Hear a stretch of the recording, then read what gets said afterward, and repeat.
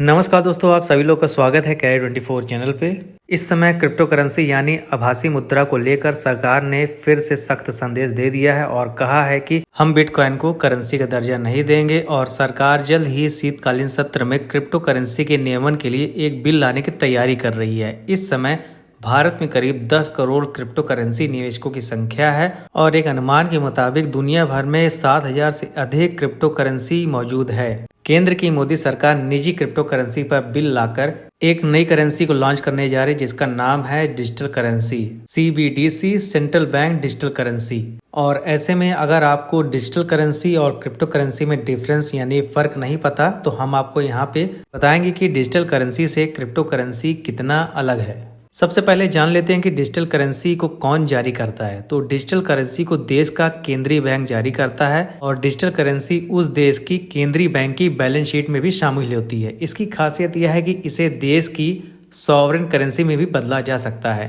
भारत के मामले में आप इसे डिजिटल रुपया भी कह सकते हैं। इस समय टोटल 81 कंट्रीज है जो सेटअप कर चुकी है एक task force central bank digital currency को जारी करने के लिए। कुछ कंट्रीज का हम आपको नाम बताते हैं जिन्होंने recently central bank digital currency को जारी किया, जैसे कि इजिप्ट हो गए, हांगकांग हो गए, ताइवान हो गए, Japan, Australia, New Zealand, south Korea, Thailand, Denmark, France, Sweden, Italy जैसी डेवलप कंट्रियों ने जो है डिजिटल करेंसी को जारी कर दिया है। और अभी न्यूज़ मिलने तक टंजानिया जो कि एक कंट्री है वो भी अपनी खुद की डिजिटल करेंसी लाने की तैयारी कर रहा है।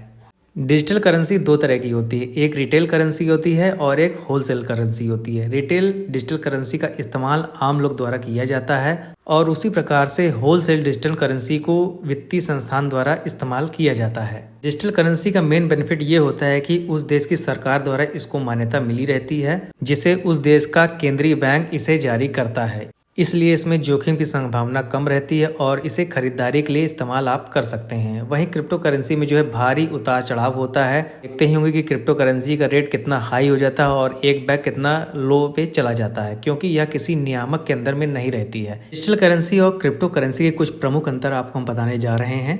डिजिटल करेंसी को केंद्रीय बैंक बनाता है और क्रिप्टो करेंसी माइनिंग के जरिए तैयार की जाती है।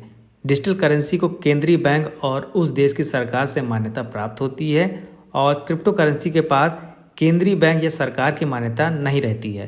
डिजिटल करेंसी की वैल्यू स्थिर रहती है और क्रिप्टो करेंसी की वैल्यू में बहुत उतार चढ़ाव होता रहता है। डिजिटल करेंसी को आप संबंधित देश की मुद्रा में बदल सकते हैं, जैसे कि अगर आप डिजिटल करेंसी को इंडियन रुपीज़ में 100 रुपये, 200 रुपये, 500 रुपये या 2000 के नोट में बदलना चाहते हैं तो आप इसे बदल सकते हैं और क्रिप्टो करेंसी में ऐसा संभव नहीं रहता है। क्रिप्टो करेंसी के लिए जो है वॉलेट जरूरी होता है, लेकिन डिजिटल करेंसी के लिए कोई भी वॉलेट की जरूरत नहीं रहती है। तो ये थी इन्फॉर्मेशन डिजिटल करेंसी और क्रिप्टो करेंसी के अंतर के बारे में। आप सभी लोग का धन्यवाद। Thank you for watching.